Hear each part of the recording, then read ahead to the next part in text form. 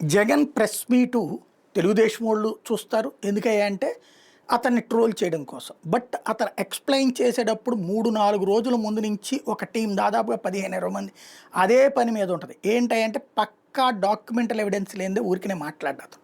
Documental evidence, video presentation మొత్తం ఉండాలి. PPT ఉండాలి. ఒరిజినల్ సీఈఓ పని చేస్తుంటాడనమాట.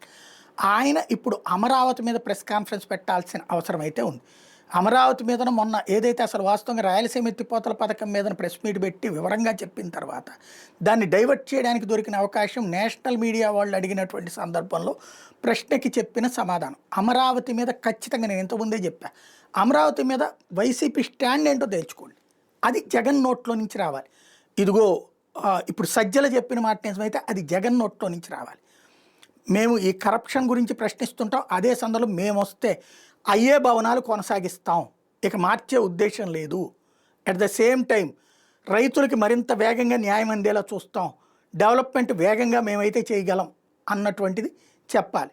అదే సందర్భంలో అడ్మినిస్ట్రేటివ్‌గా డెవలప్మెంట్ విజయవాడ, గుంటూరు లాంటిది చేస్తాం అన్నది చెప్పగలగాలి. లేదు అమరావతిని మేము వ్యతిరేకిస్తున్నాం, ద్వేషిస్తున్నాం అని చెప్పదలుచుకుంటే సాంతం రాజకీయ సన్యాసం తీసుకోవడానికి రెడీ అయ్యి చెప్పాలి. ఏదైనా సరే త్వరగా జగన్ ప్రెస్ కాన్ఫరెన్స్ పెట్టకపోతే డ్యామేజీ పదే పదే అవుతూనే ఉంటుంది.